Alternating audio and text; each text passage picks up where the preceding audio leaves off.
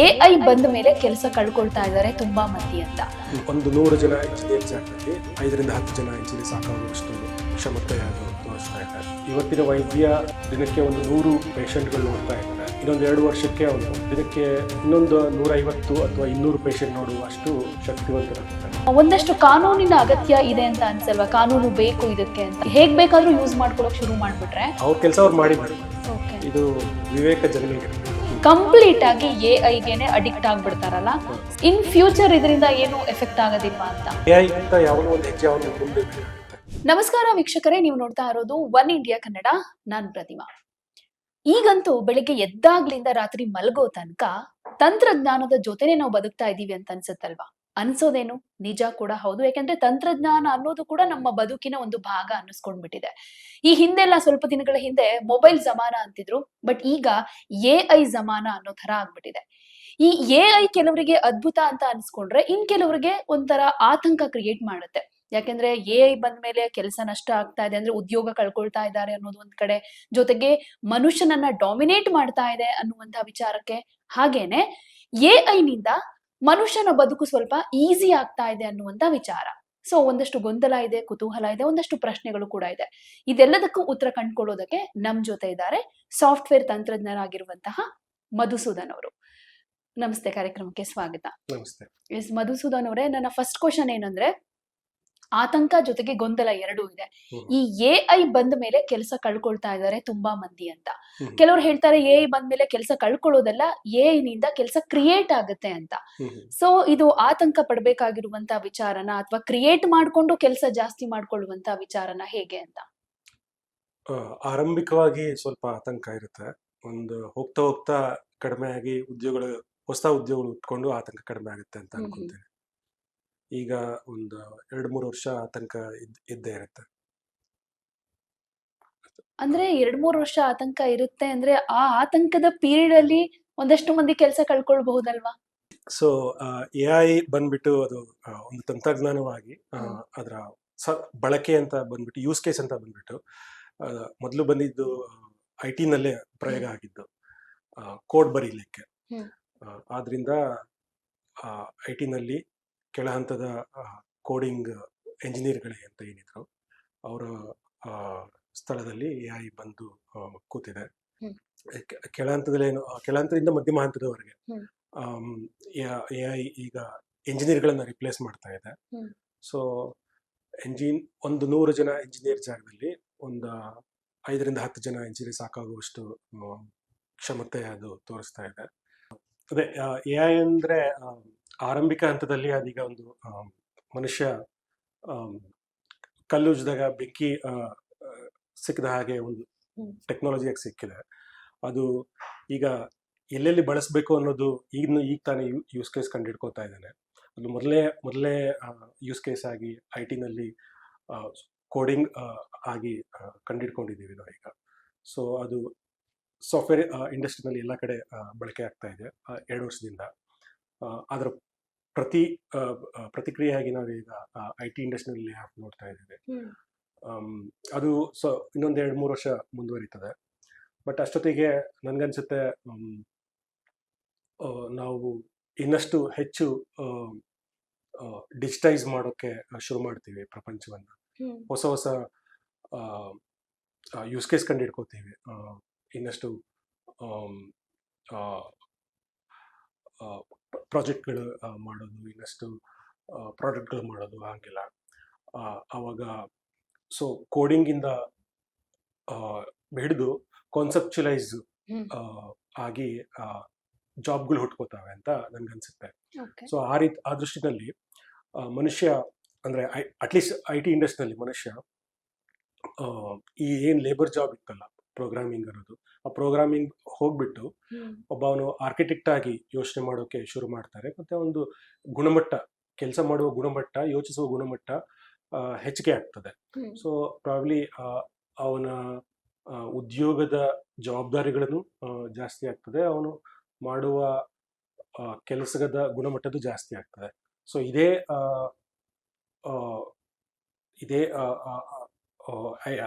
ಏನಂತಾರೆ ಪ್ರಿನ್ಸಿಪಲ್ಲು ನೀವು ಮೆಡಿಕಲ್ಗೆ ಅಪ್ಲೈ ಮಾಡಿದ್ರೆ, ಇವತ್ತಿನ ವೈದ್ಯ ದಿನಕ್ಕೆ ಒಂದು 100 ಪೇಷಂಟ್ಗಳು ನೋಡ್ತಾ ಇದ್ರೆ ಇನ್ನೊಂದು 2 ವರ್ಷಕ್ಕೆ ಅವನು ದಿನಕ್ಕೆ ಇನ್ನೊಂದು 150 ಅಥವಾ 200 ಪೇಷಂಟ್ ನೋಡುವಷ್ಟು ಶಕ್ತಿವಂತನಾಗ್ತಾನೆ. ಯಾಕಂದ್ರೆ ಎಲ್ಲ ವೈದ್ಯಕೀಯ ಉಪಕರಣಗಳಲ್ಲಿ AI ಬರುತ್ತೆ. ಅವನು ಡಯಾಗ್ನೋಸಿಸ್ ಮತ್ತೆ ಅನಾಲಿಸಿಸ್ಗಳನ್ನ AI ಮಾಡಿಕೊಡುತ್ತೆ. ಅವನಿಗೆ ವೈದ್ಯನಿಗೆ ಅದನ್ನ ಪೇಷಂಟ್ಗೆ ಇದನ್ನ ಏನ್ ಹೇಳ್ತಾರೆ ಅದನ್ನ ಪ್ರಿಸ್ಕ್ರಿಪ್ಷನ್ ಮಾಡೋದು ಮತ್ತೆ ರೋಗಿನ ಅನಾಲಿಸಿಸ್ ಮಾಡೋದು ಮತ್ತೆ ಪ್ರಿಸ್ಕ್ರಿಪ್ಷನ್ ಮಾಡೋದು ಇಷ್ಟೇ ಕೆಲಸ ಇರುತ್ತೆ. ಮಿಕ್ಕಿದ್ದೆಲ್ಲ ಅದೇನೋ ಆಟೋಮೇಷನ್ ಮಾಡೋದಿರ್ತದಲ್ಲ, ಸ್ಕ್ಯಾನಿಂಗ್ ನೋಡೋದು ಅಥವಾ ಅದರಿಂದ ರಿಪೋರ್ಟ್ಗಳು ಅನಲೈಸ್ ಮಾಡೋದು, ಇದೆಲ್ಲ ಕೆಲಸ ಸ್ಪೀಡ್ ಅಪ್ ಮಾಡುತ್ತೆ ಅಂತ. ಬಟ್ ಪೇಷಂಟ್ಸ್ ಜಾಸ್ತಿ ಆಗ್ತಾರೆ ಇನ್ನೊಂದ್ 2-3 ವರ್ಷದಲ್ಲಿ ಅಂತ ಹೇಳಿದ್ರೆ, ಇವಾಗ 100 ಇರೋದು 200-300 ಆಗ್ಬೋದು ಅಂತ. But patients point of view ಇಂದ ನೋಡಿದ್ರೆ ಡಾಕ್ಟರ್ ಹತ್ರ ಹೋಗೋಕ್ಕೂ ಮುಂಚೆನೆ ಪೇಷಂಟ್ ಅವರೇನೆ ಈಗ AI ಮೂಲಕ ಏನಾದ್ರೂ ನನ್ಗೆ ಈ ತರದ್ ಏನೋ ಒಂದ್ ಸಮಸ್ಯೆ ಇದೆ, ಇದಕ್ಕೆ ಏನಾದ್ರೂ ಸೊಲ್ಯೂಷನ್ ಕೊಡು ಅಥವಾ ಯಾವ ತರ ಟ್ರೀಟ್ಮೆಂಟ್ ತಗೋಬೇಕು ಅನ್ನೋ ತರ AI ಕೇಳಿದಾಗ AIನೇ ಕೊಡುತ್ತೆ ಅಂದಾಗ ಡಾಕ್ಟರ್ ಹತ್ರ ಹೋಗೋ ಪೇಷಂಟ್ ಸಂಖ್ಯೆ ಕೂಡ ಕಮ್ಮಿ ಆಗ್ಬೋದಲ್ವಾ? ಅದೀಗ ಆಲ್ರೆಡಿ ಆಗ್ತಾ ಇದೆಯಲ್ಲ. ಈಗ ಉದಾಹರಣೆಗೆ ಟಾಟಾ ಒನ್ ಎಂ ಜಿ ಆ ಥರದ ಆ್ಯಪ್ಗಳು ಫುಲ್ ಬಾಡಿ ಚೆಕಪ್ ಅಂತ ನೀವು ಮಾಡಿಸಿದ್ರೆ ನಿಮಗೆ ಮನೆಗೆ ಬಂದು ಸ್ಯಾಂಪಲ್ ಕಲೆಕ್ಟ್ ಮಾಡ್ತಾರೆ, ರಿಪೋರ್ಟು ಮನೆಗೆ ಕೊಡ್ತಾರೆ. ಆಮೇಲೆ ಅಪ್ಲಿಕೇಶನ್ AI ಚಾಟ್ ಬಾಟ್ನ ಇನ್ಬಿಲ್ಟ್ ಮಾಡಿದ್ದಾರೆ ರಿಪೋರ್ಟ್ ಜೊತೆ. ನೀವು ರಿಪೋರ್ಟನ್ನ ಈಗ ಸಾಮಾನ್ಯವಾಗಿ ಫಿಸಿಷಿಯನ್ ಹತ್ರ ಹೋಗ್ಬೇಕಾಗಿಲ್ಲ. ರಿಪೋರ್ಟ್ ಬಗ್ಗೆ ಎಲ್ಲ ಪ್ರಶ್ನೆಗಳನ್ನ ಅಲ್ಲೇ ಚಾಟ್ ಬೋಟಲ್ಲಿ ಕೇಳ್ಬೋದು. ಅದು AI ಚಾಟ್ ಬೋಟು ರಿಪೋರ್ಟ್ ನೋಡಿ ಏನು ತೊಂದರೆ ಇದೆ, ಏನು ತಿನ್ಬೇಕು ಏನು ತಿನ್ಬಾರ್ದೆಲ್ಲ ಅಲ್ಲೇ ಉತ್ತರ ಕೊಡುತ್ತೆ. ಬಟ್ ಅವರು ಹೆಚ್ಚಿನ ಹಣ ಮಾಡಬೇಕು ಅಂದರೆ ಇನ್ನೂ ಡಾಕ್ಟರ್ಗೆ ರಿಡೈರೆಕ್ಟ್ ಮಾಡ್ತಾರೆ, ಅದು ಬೇರೆ ಪ್ರಶ್ನೆ. ಬಟ್ ಈ ರೀತಿ ಮಾಡೋ ಸಾಧ್ಯತೆ ಇದೆ. ಅದು ಈಗಲೂ ಅಂದರೆ ಮೊದಲ ಹಂತದ ಪ್ರಶ್ನೆ ಡೌಟ್ ಕ್ಲಿಯರೆನ್ಸ್ಗೆ AI ಆಲ್ರೆಡಿ ಮಾಡ್ತಾ ಇದೆ. ಆದರೆ ವೈದ್ಯರುಗಳು ಏನ್ ಹೇಳ್ತಾ ಇದ್ರೆ ಹೆಚ್ಚಿಗೆ ಕೇಳ್ಬೇಡಿ AIನ ಅಂತಾನೆ ಹೇಳ್ತಾರೆ. ಅಂದ್ರೆ ಅದು ಸಮಾಧಾನ ಮಾಡೋದಕ್ಕಿಂತ ಹೆಚ್ಚಾಗಿ ಹೆದರಿಸುತ್ತೆ ಅಂತ ಅವರು. ಅಂದ್ರೆ ಎಲ್ಲಾ ಟೈಮಲ್ಲೂ AI ಕೊಡೋ ಇನ್ಫಾರ್ಮೇಶನ್ ಆಗಿರ್ಬೋದು, ಸಜೆಷನ್ ಆಗಿರ್ಬೋದು, ನಾವು ರೈಟ್ ಅಂತ ಹೇಳೋದಕ್ಕಾಗೋದಿಲ್ಲ, ಕಂಪ್ಲೀಟ್ ಆಗಿ ಸರಿ ಇರೋದಿಲ್ಲ. ಅಂತ ಟೈಮ್ ನಲ್ಲಿ ಒಂದಷ್ಟು ಬೇರೆ ಬೇರೆ ಕಾಂಪ್ಲಿಕೇಶನ್ಸ್ ಕೂಡ ಆಗ್ಬೋದು. ಈಗ AI ಹೇಳ್ತು ಸಜೆಸ್ಟ್ ಮಾಡ್ತು ಅಂತ ಪೇಷಂಟ್ ಆಗಿರ್ಬೋದು ಅಥವಾ ಯಾರೋ ಒಬ್ರು ಒಂದು ಇನ್ಫಾರ್ಮೇಶನ್ ಪಡೆಯೋ ನಿಟ್ಟಿನಲ್ಲಿ ಆ ಸಜೆಷನ್ ತೆಗೆದುಕೊಂಡು ಅವರು ನೆಕ್ಸ್ಟ್ ಸ್ಟೆಪ್ ಏನ್ ಇಡ್ತಾರೆ ಅದು ಒಂದಷ್ಟು ತಪ್ಪುಗಳಿಗೂ ಕೂಡ ಎಡೆ ಮಾಡ್ಕೊಡ್ಬಹುದು, ಎಡವಟ್ಟುಗಳು ಕೂಡ ಆಗ್ಬಹುದು. ಸೊ ಇಂಥ ವಿಚಾರದಲ್ಲಿ ಒಂದಷ್ಟು ಕಾನೂನಿನ ಅಗತ್ಯ ಇದೆ ಅಂತ ಅನ್ಸಲ್ವಾ? ಕಾನೂನು ಬೇಕು ಇದಕ್ಕೆ ಅಂತ. ಅಂದ್ರೆ ಲಿಮಿಟ್ಸೇ ಇಲ್ಲ, ಎಲ್ಲ ಏನಿಂದ ಸಿಗುತ್ತೆ ಅಂತ ಯಾರ್ ಬೇಕು ಹೇಗ್ ಬೇಕಾದ್ರೂ ಯೂಸ್ ಮಾಡ್ಕೊಳಕ್ ಶುರು ಮಾಡ್ಬಿಟ್ರೆ ಅದು ಬೇರೆ ತರದ ದಾರಿಗೆ ಎಡೆ ಮಾಡ್ಕೊಡ್ಬಹುದಲ್ವಾ? ಡಿಸ್ಕ್ಲೈಮರ್ ಹಾಕ್ತಾರೆ AI ರೆಸ್ಪಾನ್ಸ್ ಕೊಟ್ಟಾಗ. ಮೆಡಿಕಲ್ ಅಡ್ವೈಸ್ ಡಿಸ್ಕ್ಲೈಮರ್, ಮೆಡಿಕಲ್ ಆಗ್ಲಿ ಲೀಗಲ್ ಆಗ್ಲಿ ಏನೇ ಅಡ್ವೈಸ್ ಕೊಟ್ಟಾಗ ಅದು ಕೆಳಗಡೆ ಡಿಸ್ಕ್ಲೈಮರ್ ಹಾಕುತ್ತೆ. ನಾನು ಕೊಡ್ತಿರೋದು ಅಡ್ವೈಸ್ ಮಾತ್ರ, ಮೆಡಿಕಲ್ ಆದ್ರೆ ಡಾಕ್ಟರ್ ಹತ್ರ ಹೋಗುತ್ತೆ, ಲೀಗಲ್ ಆದ್ರೆ ಲಾಯರ್ ಹತ್ರ ಹೋಗು ಅಂತ ಅನ್ನುತ್ತೆ. ಅಷ್ಟು ಹಾಕೊಂಡು ಅವರು ಲೀಗಲ್ ಪ್ರೊಟೆಕ್ಷನ್ ತಗೊಂಡಿದ್ದಾರೆ ಆಲ್ರೆಡಿ. ಸೊ ಅವರು ಅಡ್ವೈಸ್ ಅಲ್ಲ, ಇದು ಮ್ಯೂಚುವಲ್ ಫಂಡ್ ಅಲ್ಲಿ ಕೊನೆಗೆ ಹೇಳಿದಾಗೆ ಅವ್ರ ಕೆಲಸ ಅವ್ರು ಮಾಡಿದ್ದಾರೆ. ಇದು ವಿವೇಕ ಜನಗಳಿಗಿರ್ಬೇಕು. ಹೌದೌದು. ಆಮೇಲೆ ಇನ್ನೊಂದು ವಿಚಾರ, ಈಗ ಎಲ್ಲವನ್ನೂ ಕೂಡ ನಾವು AI ಮೇಲೆ ಡಿಪೆಂಡ್ ಆಗಿದೀವಿ ಅಂತ ಎಲ್ಲದಕ್ಕೂ ಯೋಚನೆ ಮಾಡೋ ಶಕ್ತಿನೇ ಕಮ್ಮಿ ಆಗ್ಬಿಡುತ್ತೆ, ಕ್ರಿಯೇಟಿವಿಟಿ ಅನ್ನೋದೇ ಕಮ್ಮಿ ಆಗ್ಬಿಡುತ್ತೆ ಮಾನವನಿಗೆ ಅಂತ ಅನ್ಸಲ್ವಾ? ಹೌದು, ಅದು ಮೈಂಡ್ ಫಿಕ್ಸೇಟ್ ಆಗುತ್ತೆ. ಅದನ್ನ ಸ್ಟಡಿ ಪ್ರಯೋಗಗಳು ಆಲ್ರೆಡಿ ಹೇಳಿದಾವೆ. ಅಂದ್ರೆ ನೀವೀಗ AI ಕೈಲಿ ಒಂದು 3 ಪ್ರಬಂಧ ಬರ್ಸಿ ಆಮೇಲೆ ಬಂದು ನೀವು ಪ್ರಬಂಧ ಬರೆದ್ರೆ ಆ ಪ್ರಬಂಧದ ಕ್ವಾಲಿಟಿ ಕಡಿಮೆ ಆಗಿರುತ್ತೆ ಅಂತ. AI ಕೈಲಿ ಏನೇ ಕೆಲಸ ಮಾಡಿದ್ರು, ಆಮೇಲೆ ಸಾಫ್ಟ್ವೇರ್ನಲ್ಲೂ ಹಾಗೆ AI ಕೈಲಿ ಕೋಡಿಂಗ್ ಬರ್ಸಿ ಒಂದು 2-3 ವಾರ ಕೋಡಿಂಗ್ ಬರ್ಸಿ ಆಮೇಲೆ ನೀವು ಬಂದು ಕೋಡಿಂಗ್ ಬರೆದ್ರೆ ಕಾಗ್ನಿಟಿವ್ ಎಬಿಲಿಟಿ ನಮ್ದು ಕಡಿಮೆ ಆಗಿರ್ತದೆ. ಮುಂದೆ ಇದು ಎಲ್ಲಾ ಕೆಲಸದಲ್ಲೂ ಈ ಅಪಾಯ ಇದೆ. ನಾವು ನಮ್ಮ ಮೆದುಳನ್ನ ಶಾರ್ಪ್ ಆಗಿ ಇಟ್ಕೊಳ್ಳುವುದು ನಮ್ಮ ಕೈಲಿದೆ. ಈಗ ನಾವು ಕಲಿಕೆಯನ್ನೇನೆ AIಗೆ ಆಫ್ಲೋಡಿಂಗ್ ಮಾಡಬಾರದು, ಈ ಎಚ್ಚರ ನಮ್ಮ ಕೈಲಿರಬೇಕು. ನಮ್ಮ ಮೆದುಳಿನ ಶ್ರಮದ ಕೆಲಸವನ್ನ ಮಾತ್ರ ನಾವು AIಗೆ ಕೊಡಬೇಕು. ಅಂದ್ರೆ ಯಾವುದು ಪದೇ ಪದೇ ಮಾಡ್ತೀವಲ್ಲ ನಾವು ಕೆಲಸಗಳನ್ನ, ಅದರಲ್ಲಿ ಏನೋ ಹೊಸದಾಗಿ ಕಲಿಯೋದಿಲ್ಲ ಅಂತ ಕೆಲಸಗಳನ್ನ ಎ ಐ ಕೊಡಬೇಕು. ಯಾವುದನ್ನ ನಾವು ಆ, ಆಗೊಮ್ಮೆ ಆಗೊಂದ್ಸಲ ಮಾಡಿ ನಮ್ಮ ಮೆದುಳನ್ನ ರಿಫ್ರೆಶ್ ಮಾಡ್ಕೊಂತಿರ್ಬೇಕಲ್ಲ, ಅಂತ ಕೆಲಸಗಳನ್ನ ನಾವು ಇಟ್ಕೊಂಡು ನಾವು ಆ, ನಮ್ಮನ್ನು ನಾವು ಚುರುಕಾಗಿ ಇಟ್ಕೊಂಡಿರ್ಬೇಕು. ಈಗ Okay. ನಾವು ಹೇಗೆ ದಿನನಿತ್ಯ ವ್ಯಾಯಾಮ ಮಾಡಿ ದೇಹವನ್ನ ಚುರುಕಾಗಿ ಇಟ್ಕೋತೀವಿ, ಹಾಗೆ ದಿನನಿತ್ಯ ಮೆದುಳಿಗೂ ವ್ಯಾಯಾಮ ಕೊಟ್ಕೊಂಡು ನಮ್ಮ ಮೆದುಳನ್ನ ಚುರುಕಾಗಿ ಇಟ್ಕೊಳ್ಳೋದು ನಮ್ಮ ಮೇಲೆ ನಿಂತಿದೆ. ಓಕೆ. ಆಮೇಲೆ ಈಗ ಎ ಐ ಅಂದ ತಕ್ಷಣ ಜಸ್ಟ್ ಬೇಸಿಕ್ ಆಗಿ ಕೆಲವರು ತಿಳ್ಕೊಂಡಿರೋದು ಈ ಹ್ಮ್. ಚಾಟ್ ಜಿಪಿಟಿನೋ ಅಥವಾ ಜೆಮಿನಯೋ ಇದ್ರ ಹ್ಮ್. ಮೂಲಕವಾಗಿ ಹ್ಮ್. ಪ್ರಾಂಪ್ಟಿಂಗ್ ಮಾಡೋದು ನನಗೆ ಹ್ಮ್. ಇದ್ರ ರಿಲೇಟೆಡ್ ಆಗಿ ಒಂದಷ್ಟು ಇನ್ಫಾರ್ಮೇಶನ್ ಬೇಕು ಅನ್ನೋ ನಿಟ್ಟಿನಲ್ಲಿ. ಹ್ಮ್. ಸೊ ಅದಕ್ಕೂ ಮೀರಿ ನಾವು ಇನ್ನು ಏನೇನೆಲ್ಲ ಪಡ್ಕೊಳ್ಬಹುದು ಎ ಐ ನಿಂದ ಅಂತ. ಎ ನಿಂದ ಇದು ದಿನನಿತ್ಯದ ಬಳಕೆ, ಚಾಟ್ ಹ್ಮ್. ಜಿ ಪಿ ಟಿ ಎಲ್ಲಾನು. ನಾವು ಆ, ಇವಾಗ ನೋ ಕೋಡಲ್ ಅಥವಾ ಲೋ ಕೋಡ್ ಅಂತ ಕಾನ್ಸೆಪ್ಟ್ ಬಂದಿದೆ. ಅಂದ್ರೆ ನೀವು ಕೂಡ ನಿಮ್ಗೊಂದು ತಲೆಯಲ್ಲಿ ಐಡಿಯಾ ಇದ್ರೆ ಅದನ್ನ ಪ್ಲೇನ್ ಇಂಗ್ಲಿಷಲ್ಲಿ ಬರೆದು ಅಪ್ಲಿಕೇಶನ್ ಬಿಲ್ಡ್ ಮಾಡ್ಕೋಬಹುದು. ನಿಮಗಾಗಿ ಮಾಡ್ಕೋಬಹುದು ಅಥವಾ ಬೇರೆಯವ್ರಿಗಾಗಿ ಮಾಡ್ಬೋದು, ಹ್ಮ್. ಅಥವಾ ಅದು ಕಾನ್ಸೆಪ್ಚುಲೈಸ್ ಮಾಡಿ ಪ್ರಾಡಕ್ಟ್ ಮಾಡ್ಬೋದು, ಬಿಸ್ನೆಸ್ ಆಗಿ ಕನ್ವರ್ಟ್ ಮಾಡ್ಬೋದು. ಹಾಗೆ ಅಥವಾ ನಿಮಗೊಂದು ಬಿಸ್ನೆಸ್ ಐಡಿಯಾ ಇದ್ದು ಎ ಐ ಬಳಸ್ಕೊಂಡು ಆ ಕಾನ್ಸೆಪ್ಟ್ನ ಡೆವಲಪ್ ಮಾಡ್ಕೋಬೋದು.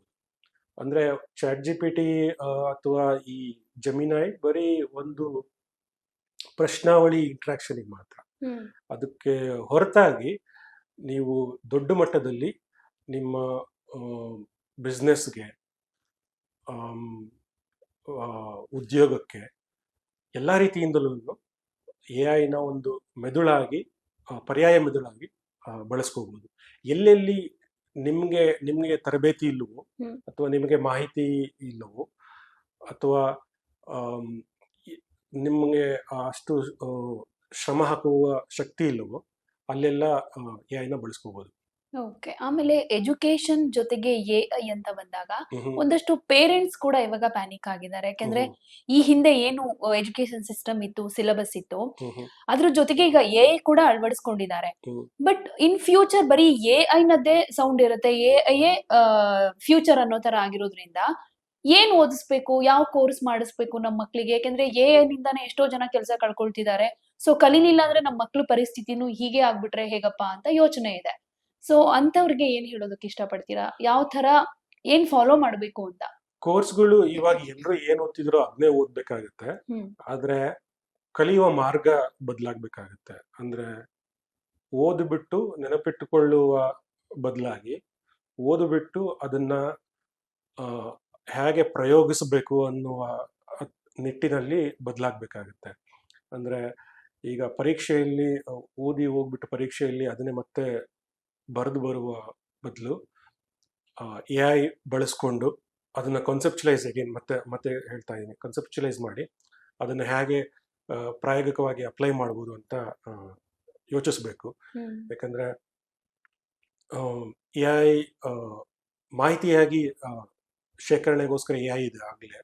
ಆಮೇಲೆ ಆರಂಭಿಕ ಹಂತದ ಉದ್ಯೋಗಗಳನ್ನ ಮಾಡೋಕೆ ಎ ಐ ಇದೆ. ಒಂದು ಸಾಫ್ಟ್ವೇರ್ ಇಂಜಿನಿಯರ್ ಆಗಲಿ, ಸಿವಿಲ್ ಇಂಜಿನಿಯರ್ ಆಗಲಿ, ಮೆಡಿಕಲ್ ಇಂಟರ್ನ್ ಆಗಲಿ, ಅಡ್ವೊಕೇಟ್ ಇಂಟರ್ನ್ ಆಗಲಿ, ಎಲ್ಲ ಉದ್ಯೋಗಗಳಲ್ಲೂ ಆರಂಭಿಕ ಹಂತದ ಉದ್ಯೋಗಗಳನ್ನ ಮಾಡೋದಕ್ಕೆ ಎ ಐ ಸಿದ್ಧವಾಗಿದೆ. ಹ್ಮ್. ನಾವು ಅದರ ಮುಂದಿನ ಹಂತದ ಉದ್ಯೋಗಗಳನ್ನ ತಗೋಬೇಕಾಗತ್ತೆ. ಆ ಮುಂದಿನ ಹಂತದ ಉದ್ಯೋಗಗಳನ್ನ ತಗೋಬೇಕು ಅಂದ್ರೆ ನಾವು ಈಗಲಿಂದನೇ ಕಾಲೇಜಲ್ಲಿನೇ ಅಪ್ಸ್ಕಿಲ್ ಆಗಬೇಕಾಗತ್ತೆ. ಹ್ಮ್. ಅಂದ್ರೆ ಅಪ್ಸ್ಕಿಲ್ ಆಗಬೇಕು ಅಂದ್ರೆ ಇಲ್ಲೇನೆ ಕಲ್ತು ಹೋಗ್ಬೇಕಾಗತ್ತೆ. ಆದ್ರಿಂದ ನಮ್ಮ ಶಿಕ್ಷಣದಲ್ಲಿ ಸಾಧ್ಯವಾದಷ್ಟು ಇಲ್ಲಿಯೇ ನಾವು ಔದ್ಯೋಗಿಕ ಹಂತದ ಕಲಿಕೆಯನ್ನ ಕಲ್ತು ಹೋಗ್ಬೇಕಾಗತ್ತೆ. ಇವಾಗ ಮಕ್ಕಳು ಕೂಡ ಮುಂಚೆ ಆಗಿದ್ದಿದ್ರೆ ಏನೋ ಒಂದು ಡೌಟ್ ಬಂತು ಅಂತ ಅಂದ್ರೆ, ಅಥವಾ ಟೀಚರ್ ಏನೋ ಹೋಮ್ ವರ್ಕ್ ಕೊಟ್ಟಿರ್ತಾರೆ, ಇಂಥದ್ರದ್ ಬಗ್ಗೆ ಮಾಡ್ಕೊಂಡ್ ಬನ್ನಿ ಅಂತ, ಒಂದು ಪ್ರಾಜೆಕ್ಟ್ ವರ್ಕ್ ಆದ್ರೂ ಆಗಿರ್ಬಹುದು ಅಥವಾ ಇನ್ನೇನಾದ್ರೂ ಆಗಿರ್ಬಹುದು, ಮುಂಚೆ ಎಲ್ರು ಗೂಗಲ್ ಸರ್ಚ್ ಮಾಡ್ತಾ ಇದ್ರು ಹೇಗ್ ರೆಡಿ ಮಾಡೋದು ಅಂತ. ಅದ್ರ ಜೊತೆಗೆ ಈಗ ಸಣ್ಣ ಪುಟ್ಟ ವಿಚಾರದ ಬಗ್ಗೆನು ಮ್ಯಾಥ್ಸ್ ಆಗ್ಲಿ ಸೈನ್ಸ್ ಆಗ್ಲಿ ಏನೋ ಒಂದು ಸ್ಪೋರ್ಟ್ಸ್ ಆಗಿರ್ಬೋದು, ಏನೋ ಒಂದು ಪ್ರಶ್ನೆ ಮಾಡಿದ್ರೆ ಸಾಕು, ಇರುವಂತ ಫೋನ್ ತಗೊಂಡು ಚಾಟ್ ಜಿಪಿಟಿ ಓಪನ್ ಮಾಡೋದು, ಜೆಮಿನೈ ಕೇಳೋದು ಮಾಡ್ತಾರೆ. ಸೊ ನಾನು ಆಗ್ಲೇ ಈ ತರದೊಂದು ಪ್ರಶ್ನೆ ಕೇಳಿದೆ ನಿಮ್ಮನ್ನ, ಅಂದ್ರೆ ಸ್ವಂತವಾಗಿ ಆಲೋಚನೆ ಮಾಡೋ ಶಕ್ತಿನ ಬಿಟ್ಬಿಟ್ಟು, ಅಥವಾ ಟೀಚರ್ ಏನೋ ಪಾಠ ಮಾಡಿದ್ದಾರೆ ಅದನ್ನ ಗ್ರಹಿಕೆ ಮಾಡ್ಕೊಂಡು ನಾನು ಅದನ್ನ ಹೆಂಗ್ ಉತ್ತರ ಕಂಡ್ಕೊಳ್ಳಿ ಅನ್ನೋ ಕೆಲಸ ಮಾಡೋದನ್ನ ಬಿಟ್ಟೇ ಬಿಡ್ತಾರೆ. ಕಂಪ್ಲೀಟ್ ಆಗಿ ಎ ಗೆನೆ ಅಡಿಕ್ಟ್ ಆಗ್ಬಿಡ್ತಾರಲ್ಲ. ಸೊ ಇನ್ ಫ್ಯೂಚರ್ ಇದರಿಂದ ಏನು ಎಫೆಕ್ಟ್ ಆಗೋದಿಲ್ವಾ ಅಂತ? ಖಂಡಿತ ಆಗುತ್ತೆ. ಅದೇ ಲರ್ನಿಂಗ್ ನ ಔಟ್ಸೋರ್ಸ್ ಮಾಡಬಾರ್ದು ಅನ್ನೋದು, ಕಲಿಕೆಯನ್ನ ಔಟ್ಸೋರ್ಸ್ ಮಾಡಬಾರ್ದು, ನಮ್ಮ ಕ್ರಿಯೇಟಿವಿಟಿನ ಔಟ್ಸೋರ್ಸ್ ಮಾಡಬಾರ್ದು. ಮತ್ತೆ ಮತ್ತೆ ಅದು ರಿಪೀಟ್ ಮಾಡಬೇಕಾಗುತ್ತೆ. ಎಕ್ಸೆಪ್ಟ್ ನಮ್ಮ labour job, cognitive labour job ಅಥವಾ ಫಿಸಿಕಲ್ ಲೇಬರ್ ಜಾಬ್, ರೋಬೋಟಿಕ್ಸ್ ಬಂದರೆ ಈ ರೀತಿಯಾದ ಲೇಬರ್ ಜಾಬ್ ಬಿಟ್ಟು ಯಾವುದನ್ನು ನಾವು ಆಫ್ ಎಐಗೆ ಔಟ್ಸೋರ್ಸ್ ಮಾಡಬಾರ್ದು. ಅವಾಗ ನಾವು ನಮ್ಮ ವ್ಯಾಲ್ಯೂ ಪ್ರಪೋಸಿಷನ್ನ ಉಳಿಸ್ಕೊಳ್ಳೋಕೆ ಸಾಧ್ಯ ಆಗುತ್ತೆ. ಇದೆಲ್ಲ ಔಟ್ಸೋರ್ಸ್ ಮಾಡಿದ್ರೆ ಅವಾಗ ಆಮೇಲೆ ನಾವು ಡಂಬ್ ಆಗ್ತೀವಿ, ದಡ್ಡರಾಗ್ತೀವಿ. ನಾವು ದಡ್ಡರಾದಾಗ ಎಐಗಿಂತ ದಡ್ಡರಾದ್ರೆ ನಮ್ಮ ಮೌಲ್ಯವನ್ನು ಕಳ್ಕೊತೀವಿ. ನಮ್ಮ ಮೌಲ್ಯವನ್ನು ಕಳ್ಕೊಂಡ್ರೆ ಅವಾಗ ನಾವು ಮಾರ್ಕೆಟಲ್ಲಿ ಉಪಯೋಗ ಇಲ್ದಂಗೆ ಆಗೋಗ್ಬಿಡ್ತೇವೆ. ಕಲಿಕೆ ಉದಾಹರಣೆಗೆ ಮಕ್ಕಳುಗಳು, ವಿದ್ಯಾರ್ಥಿಗಳು ಸ್ಕೂಲಲ್ಲಿ ಹೋಮ್ವರ್ಕನ್ನು ಹೇಗೆ ಕೊಡೋದು ಆಗಲಿ ಮಾಡಿಸಿದ್ರೆ ಅವ್ರು ಕಲಿಯೋದೇನು ಬಂತು? ಅಥವಾ ಎಂಪ್ಲಾಯಿಗಳು ಅವರು ಮೆದುಳನ್ನ ಶಾರ್ಪ್ ಇಟ್ಕೊಳ್ಳಿಲ್ಲ ಅಂತಂತಂದ್ರೆ, ಕೆಲಸನೆಲ್ಲ ಎಐ ಮಾಡಿಸಿದ್ರೆ ಆತನ ಕಲಿಕೆನೇ ಹೋಗ್ಬಿಡುತ್ತಲ್ಲ, ಎರೇಸ್ ಆಗುತ್ತೆ. ಅವಳು ಕಂಪ್ನಿ ಹೊರಗಡೆ ಹಾಕ್ಬಿಡುತ್ತೆ. ಸೊ ಅಟ್ಲೀಸ್ಟ್ ಅದು ಎ ಮಾಡಿದ್ದ ಕೆಲಸನ ವೆರಿಫೈ ಮಾಡೋ ಅಷ್ಟಾದ್ರೂ ಅವನಿಗೆ ಬುದ್ಧಿ ಉಳಿಸ್ಕೋಬೇಕಾಗತ್ತೆ. ಅದರಿಂದ ಎ ಐಗಿಂತ ಯಾವಾಗಲೂ ಒಂದು ಹೆಜ್ಜೆ ಅವನು ಮುಂದಿರ್ಬೇಕಾಗತ್ತೆ. ಸೊ ಎ ಐ ಏನ್ ಮಾಡ್ತಾ ಇದೆ ಅಂದ್ರೆ ಜನರೇಟ್ ಮಾಡ್ತಾ ಇದೆ, ಹೆಚ್ಚೆಚ್ಚು ಜನರೇಟ್ ಮಾಡ್ತಾ ಇದೆ. ಆ ಹೆಚ್ಚೆಚ್ಚು ಜನರೇಟ್ ಮಾಡೋದನ್ನ ವ್ಯಾಲಿಡೇಟ್ ಮಾಡೋಕೆ ಆಗದಷ್ಟು ಜನರೇಟ್ ಮಾಡ್ತಾ ಇದೆ. ಅದನ್ನ ಮಾಡೋಕೆ, ವ್ಯಾಲಿಡೇಟ್ ಮಾಡೋದಕ್ಕೆ ಮನುಷ್ಯ ಬೇಕು. ಅಷ್ಟು ಕಂಟ್ರೋಲು ಮನುಷ್ಯ ಉಳಿಸ್ಕೋಬೇಕಾಗತ್ತೆ.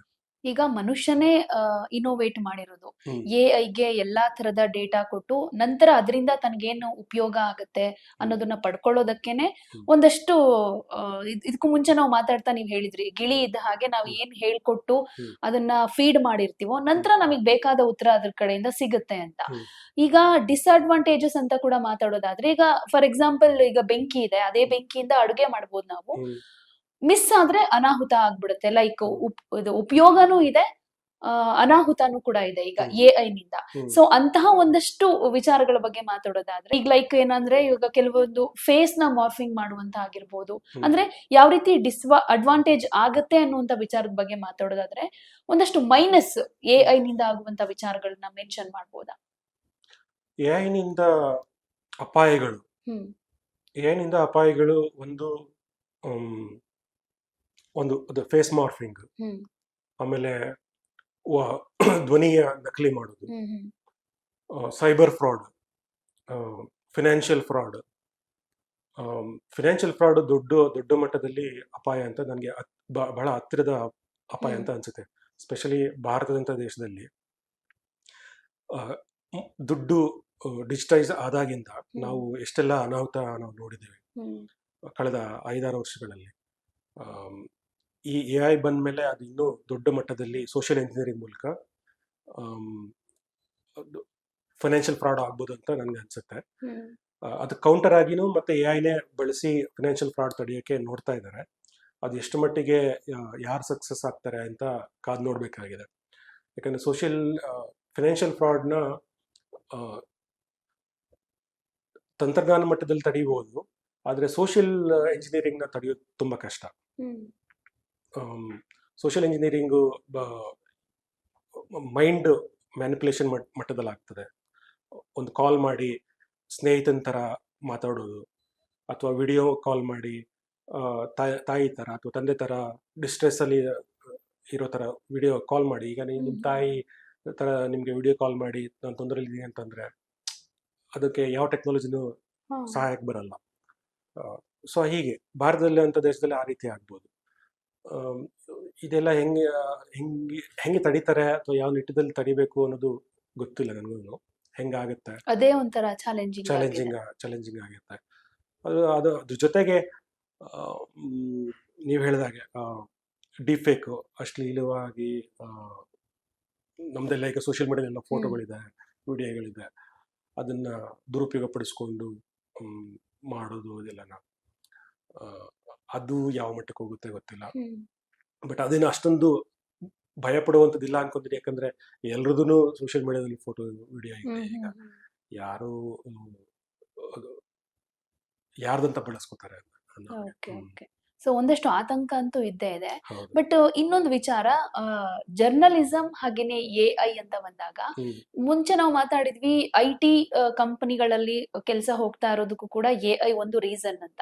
ಬಟ್ ಜರ್ನಲಿಸಂ ಫೀಲ್ಡ್ ನಲ್ಲೂ ಕೂಡ ಆ, ಒಂದಷ್ಟು ಬದಲಾವಣೆಗಳಾಗ್ತಾ ಇದೆ ಎಐ ನಿಂದ. ಜೊತೆಗೆ ಇನ್ ಫ್ಯೂಚರ್ ಅಲ್ಲೂ ಕೂಡ ಕೆಲಸ ಕಳೆದುಕೊಳ್ಳುವಂತಹ ಆತಂಕ ಇದೆ ಅನ್ನೋ ತರ. ಯಾಕೆಂದ್ರೆ ಈಗ ಒಂದಷ್ಟು ವಿಡಿಯೋಸ್ ನೋಡಿರ್ತೀವಿ ನಾವು. ಈಗ ಆಂಕರೇ ಬೇಕಾಗಿರೋದಿಲ್ಲ, ಎಲ್ಲವೂ ಎಐ ಮುಖಾಂತರ ಆಗುತ್ತೆ. ಧ್ವನಿಯನ್ನ ಬಳಕೆ ಮಾಡಿನೂ ಕೂಡ ಒಂದು ವಿಡಿಯೋನ ತೋರಿಸೋದಾಗಿರ್ಬಹುದು. ಒಂದಷ್ಟು ಚೇಂಜಸ್ ಆಗ್ತಾ ಇರೋದ್ರಿಂದ ಇನ್ ಫ್ಯೂಚರ್ ಜರ್ನಲಿಸಂ ಫೀಲ್ಡ್ಗೂ ಕೂಡ ಎಐ ನಿಂದ ಆತಂಕ ಇದೆ ಅನ್ನೋದು ಸತ್ಯ ಅಲ್ವಾ? ಹೌದು. ಆತಂಕ ಅನ್ನೋದಕ್ಕಿಂತ ಅದು ಆ ಡೈರೆಕ್ಷನ್, ಜರ್ನಲಿಸಂ ಡೈರೆಕ್ಷನ್ ಬದಲಾಗ್ತಾ ಇದೆ ಅಂತ ಹೇಳ್ಬೋದು. ಅಂದ್ರೆ ನ್ಯೂಸ್ ಜನರೇಷನ್ ಬರೆಯೋದು, ನ್ಯೂಸ್ ಬರೆಯುವುದು, ಆಮೇಲೆ ವಿಡಿಯೋ ಮತ್ತು ಆಡಿಯೋ ಜನ್ರೇಷನ್ನು, ಇದು ಆಮೇಲೆ ಯುನಿಕ್ ಆಗಿ, ಅಂದರೆ ಒಬ್ಬ ವ್ಯಕ್ತಿಯ ವಿಶೇಷ ಶೈಲಿಯಿಂದ ಪಠ್ಯ ಅಥವಾ ಧ್ವನಿ ಅಥವಾ ವಿಡಿಯೋ ಅಂತ ಮಾಡಿದಾಗ, ಆ ವಿಶೇಷತೆಯು ಬಂದಾಗ ಆತ ಒಬ್ಬ ಕೆಲಸನೇ ಮಾಡಬೇಕಾಗಿಲ್ಲ, ಅಥವಾ ಒಂದು ಕ್ಯಾರೆಕ್ಟರ್ ಅಂತ ಸೃಷ್ಟಿಸ್ಕೊಂಡು, ಡಿಜಿಟಲ್ ಕ್ಯಾರೆಕ್ಟರ್ ಸೃಷ್ಟಿಸ್ಕೊಂಡು ಆತನ ಮೂಲಕನೇ ನೀವು ಹೇಳಿದಾಗೆ ಒಂದು ವಿಡಿಯೋ ಮಾಡ್ಬೋದು. ಅಥವಾ ಒಬ್ಬ ವ್ಯಕ್ತಿ 5-6 ವ್ಯಕ್ತಿಯ ಪರವಾಗಿ ನ್ಯೂಸ್ ಬರೀಬೋದು, ವೇಗವಾಗಿ ಬರೀಬೋದು, ಡಿಜಿಟಲ್ ಕಾಂಟೆಂಟ್ ಕ್ರಿಯೇಟ್ ಮಾಡ್ಬೋದು ಈ ರೀತಿಯಾಗಿ. ಆದರೆ ಇದು ಏನಾಗುತ್ತೆ ಅಂತಂತಂದರೆ, ಒಬ್ಬ ವ್ಯಕ್ತಿ ನಿಜವಾಗಿ ಬರೆಯುವಾಗಾದ್ರೆ ಆತನ ವ್ಯಕ್ತಿತ್ವ ಇರುತ್ತದೆ ಆ ಆರ್ಟಿಕಲಲ್ಲಿ. ಅವನು ಪ್ರತಿಯೊಂದು ಪದದ ಹಿಂದ್ಗಡೆ ಅವನ ಅನುಭವ, ಅವನ ಓದು, ಅವನ ಕಷ್ಟ ಸುಖ ಎಲ್ಲನೂ ಇರ್ತದೆ. ಅದೇ ಅವನು ಒಂದು AI ಬಳಸ್ಕೊಂಡು ಆರ್ಟಿಕಲ್ ಬರೆದಾಗ ಅದು ಒಂದು ಆವ್ರೇಜ್ ಕಾನ್ಷಿಯಸ್ನೆಸ್ ಇರ್ತದೆ. ಯಾಕಂದರೆ ಆ ಪ್ರತಿ ಪದನೂ ಒಂದು ಪ್ರೊಬ್ಯಾಬಿಲಿಟಿ ಪರ್ಸೆಂಟೇಜ್ ಮೇಲೆ ಪ್ರಿಡಿಕ್ಟ್ ಆಗಿರ್ತದೆ ಟೋಕನೈಸೇಷನಿಂದ. ಅದು ತರಬೇತಿ ಆಧಾರಿತ ಆವ್ರೇಜ್ ಕಾನ್ಷಿಯಸ್ನಿಂದ ಬರುತ್ತೆ. ಯಾವುದೇ ಒಬ್ಬ ವ್ಯಕ್ತಿಗೆ ಸಂಬಂಧಪಟ್ಟ ಪದ ಆಗಿರಲ್ಲ ಅದು. ಸೊ ಹೀಗಿದ್ದಾಗ 10 ನ್ಯೂಸ್ ಏಜೆನ್ಸಿಯಿಂದ 10 ಜನ ಕೂತ್ಕೊಂಡು ಅದೇ LLM ಬಳಸ್ಕೊಂಡು ನ್ಯೂಸ್ ಆರ್ಟಿಕಲ್ ಜನರೇಟ್ ಮಾಡಿದಾಗ ಯಾರಿಗೂ ಏನು ವ್ಯತ್ಯಾಸ ಇರಲ್ಲ. ಸೊ ಇದು ಇಂಟರ್ನೆಟ್ ತುಂಬಾ ಅದೇ ಆರ್ಟಿಕಲ್ ಬಂದಿರ್ತದೆ, ಅಥವಾ ಏನು ಅಷ್ಟು ವ್ಯತ್ಯಾಸ ಇರಲ್ಲ, ಏನು ಅದರಲ್ಲ ರಸ ಇರಲ್ಲ, ವ್ಯಕ್ತಿತ್ವ ಇರಲ್ಲ, ಆರ್ಟಿಕಲ್ಗೆ ವ್ಯಕ್ತಿತ್ವ ಇರಲ್ಲ, ಒಂದು ವ್ಯಕ್ತಿಯ ಧ್ವನಿ ಇರಲ್ಲ, ಎಕೋ ಚೇಂಬರ್ ಕ್ರಿಯೇಟ್ ಆಗುತ್ತೆ. ಇದೆಲ್ಲ ಅಪಾಯ ಇದೆ. ಇದು ಹೆಂಗೆ ಇಂಡಸ್ಟ್ರಿ ಹೆಂಗೆ ಫೇಸ್ ಮಾಡುತ್ತೆ, ಓದುಗರು ಹೆಂಗೆ ಫೇಸ್ ಮಾಡ್ತಾರೆ? ನನ್ಗನ್ನಿಸ್ದಂಗೆ ಓದುಗರು ಹೋಗ್ತಾ ಹೋಗ್ತಾ ಇದನ್ನು ರಿಜೆಕ್ಟ್ ಮಾಡ್ತಾರೆ, ಒರಿಜಿನಲ್ ಧ್ವನಿ ಹುಡುಕೊಂಡು ಓದೋಕೆ ಶುರು ಮಾಡ್ತಾರೆ. ಅವಾಗ ಮತ್ತೆ ಏನೋ ಒಂದು ಆಟೋ ಕರೆಕ್ಷನ್ ಆಗುತ್ತೆ ಅಂತ ನನ್ಗೆ ಅನ್ಸುತ್ತೆ. ಓಕೆ. ಆಮೇಲೆ ಈಗ ಮುಂಚೆ ಅಂದ್ರೆ ಆರಂಭದ ದಿನಗಳಿಂದ ಟೆಕ್ನಾಲಜಿ ಅಂತ ಬಂದಾಗ ಎಷ್ಟು ಡೇ ಬೈ ಡೇ ಅಡ್ವಾನ್ಸ್ಡ್ ಆಗ್ತಿದೆ. ಅಂದ್ರೆ ರೇಡಿಯೋ ಬಂದಾಗ ಒಂಥರ ಆಶ್ಚರ್ಯ ಆಯ್ತು, ನಂತರ ಟಿವಿ, ನಂತರ ಮೊಬೈಲ್, ಸೋಷಿಯಲ್ ಮೀಡಿಯಾ, ಈಗ AI ತನಕ ಬಂದ್ ನಿಂತಿದೆ. ಸೊ ಇನ್ ಫ್ಯೂಚರ್ AI ಅನ್ನು ಮೀರಿಸಿ ಇನ್ನೂ ತಂತ್ರಜ್ಞಾನದ ಕ್ಷೇತ್ರದಲ್ಲಿ ಕ್ರಾಂತಿ ಆಗುತ್ತೆ ಅಂತ ಅಂದ್ರೆ ಏನ್ ಪ್ರೆಡಿಕ್ಟ್ ಮಾಡ್ಬೋದು ಆಫ್ಟರ್ AI ಅಂತ? ಈಗ AI ನಲ್ಲಿನೇ ಇನ್ನೂ ಯೂಸ್ ಕೇಸ್ಗಳು ಅಂತ ಎಕ್ಸ್ಪ್ಲೋರ್ ಆಗಿಲ್ಲ. ಅಂದ್ರೆ ಇರೋ ಯೂಸ್ ಕೇಸ್ ಬಂದ್ಬಿಟ್ಟು ಬರೀ IT ನಲ್ಲಿ ಆಗಿದೆ, ಮೆಡಿಸಿನ್ ಅಲ್ಲಿ ಆಗ್ತಾ ಇದೆ, ಇನ್ನು ಲಾ ನಲ್ಲಿ ಆಗ್ಬೇಕಾಗಿದೆ, ಅಥವಾ ಇನ್ನು ಬೇರೆ ಬೇರೆ ಫೀಲ್ಡಲ್ಲಿ ಎಲ್ಲ AI ಯೂಸ್ ಕೇಸ್ಗಳು ಎಕ್ಸ್ಪ್ಲೋರ್ ಆಗಬೇಕಾಗಿದೆ, ಮಿಲಿಟರಿನಲ್ಲಿ ಆಗ್ತಾ ಇದೆ ಹಿಂಗೆಲ್ಲ. ಸೊ ಸಮಾಜ ಇನ್ನು AI-ನ ಬಳಸೋದು ಶುರು ಮಾಡಬೇಕಾಗಿದೆ. ಮಾಡೆಲ್ಗಳು ಇನ್ನೂ ಹೆಚ್ಚೆಚ್ಚು ಕ್ಷಮತೆ ಗಳಿಸ್ಕೋಬೇಕಾಗಿದೆ. ನಾವು ಈಗ ನೋಡ್ತಾ ಇರೋದು ಇನ್ನು ಆರಂಭಿಕ ಅಂತ ನಂಗೆ ಅನ್ಸುತ್ತೆ. ಉದಾಹರಣೆಗೆ ಇಂಗ್ಲಿಷ್ ಬರ್ತದೆ, ಅವಕ್ಕೆ ಬೇರೆ ಲ್ಯಾಂಗ್ವೇಜ್ಗಳು ಬರ್ತಾ ಇಲ್ಲ. ಇನ್ನು ಒಂಥರ ಮಕ್ಕಳು ತೊದಲು ನುಡಿತರನೇ ಇದೆ. ಸೊ ಅದು ಫಿಕ್ಸ್ ಆಗ್ಬೇಕಾಗಿದೆ. ಆಮೇಲೆ ವಿಡಿಯೋಗಳಲ್ಲಿ ಕ್ಲಾರಿಟಿ ಇಲ್ಲ, ಅಥವಾ ಏನು ಫಿಕ್ಸ್ ಆಗ್ಬೇಕಾಗಿದೆ. ಇಮೇಜ್ಗಳಲ್ಲಿ ಫಿಕ್ಸ್ ಆಗ್ಬೇಕಾಗಿದೆ.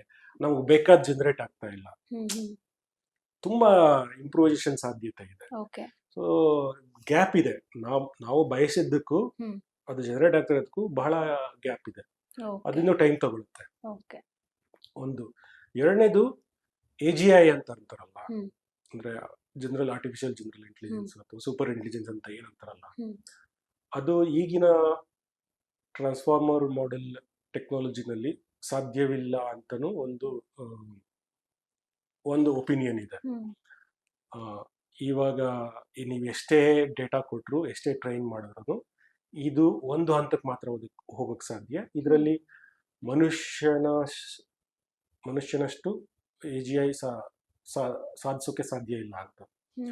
ಸೊ ಅದಕ್ಕೆ ವರ್ಲ್ಡ್ ಮಾಡೆಲ್ ಅಂತ ಹೊಸ ಹೆಸರು ಕೊಟ್ಟು ಆ ಟೆಕ್ನಾಲಜಿನ ಸಾಧಿಸ್ಬೇಕು ನಾವು ಅಂತ ಹೊಸ ಸಂಶೋಧನೆ ಶುರು ಮಾಡಿದ್ದಾರೆ. ಅದು 2030 ಆದ್ಮೇಲೆ ಸಾಧ್ಯ ನಾವು ಅದನ್ನ ತಲುಪೋಕೆ ಅಂತಾನು ಹೇಳ್ತಿದ್ದಾರೆ.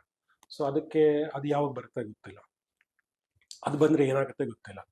ಬಟ್ ಈಗಿರೋದನ್ನೇ ಇಟ್ಸ್ ವೆರಿ ಡೇಂಜರಸ್ ಅಂತಾನು ಜಾಫ್ರಿ ಹಿಂಟನ್ ಅವರೆಲ್ಲ ಹೇಳ್ತಾರೆ, ಗಾಡ್ ಫಾದರ್ ಆಫ್ AI ಅವರೆಲ್ಲ. ಸೊ ಇದನ್ನೇ ತಟ್ಕೊಳ್ಳೋಕೆ ನಮ್ಗೆ ಗೊತ್ತಿಲ್ಲ ಇದರಿಂದ ಏನೇನೆಲ್ಲ ಆಗತ್ತೆ ಅಂತ.